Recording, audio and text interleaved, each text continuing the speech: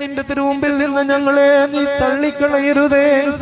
എന്റെ കർത്താവേ, ഞങ്ങളുടെ കടങ്ങൾക്ക് തക്കവണ്ണം ഞങ്ങളോട് നീ പ്രതികാരം ചെയ്യരുതേ.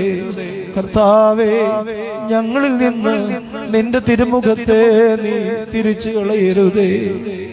എന്റെ കർത്താവേ, ഞങ്ങളെ നീ ഉപേക്ഷിച്ചു കളയരുതേ. കർത്താവേ, ഞങ്ങളിൽ നിന്ന് നിന്റെ ആത്മാവിനെ എടുത്തു കളയരുതേ.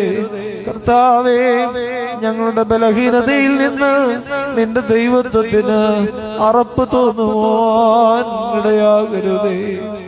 എന്റെ കർത്താവേ, ന്യായവിധിക്കായി ഞങ്ങളോടുകൂടെ നീ പ്രവേശിക്കരുതേ.